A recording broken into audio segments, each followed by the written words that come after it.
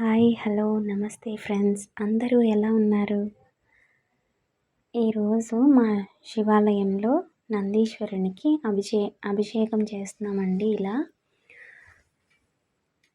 చక్కగా ఇలా మన శివాలయంలో ఇలా అభిషేకం చేద్దామని ఎవ్వరం అనుకోలేదు.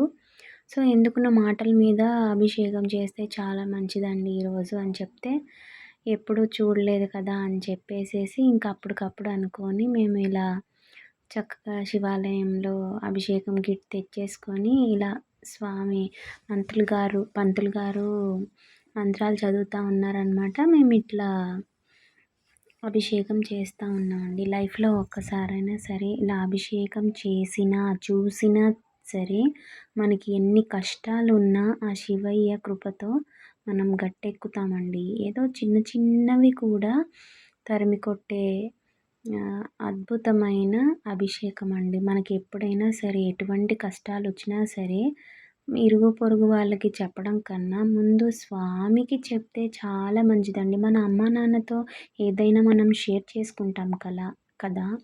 అలాగే మనకి ఏమైనా కష్టం వస్తే భగవంతుడితో మనం చక్కగా స్వామి నాకు ఇలా ఉంది, ఈరోజు నాకేం బాలేదు, నువ్వే ఏదో ఒకటి చేయాలి నాన్న, నాకు హెల్ప్ చేయి నాన్న, నాకు ఇట్లా ఒత్తిడిగా ఉంది అని పలానా మన అమ్మ నాన్నతో ఎలా మాట్లాడిస్తామో బంధువులకి ఎలా చెప్తాం, అలా మనకి ఏమైనా కష్టం వచ్చినా సుఖం వచ్చినా ఏదైనా సరే భగవంతుడు ఉన్నాడనే నమ్మకంతో మనం చేస్తూ ఉంటే మనకి చిన్న చిన్నవి మనం ఏమన్నా మిస్టేక్స్ చేసినా ఆయన దాని నుంచి మనల్ని కాపాడుతాడండి. చూడండి ఇక్కడ మేము ఇలా అభిషేకం చేసిన తర్వాత దండ గుచ్చానమాట.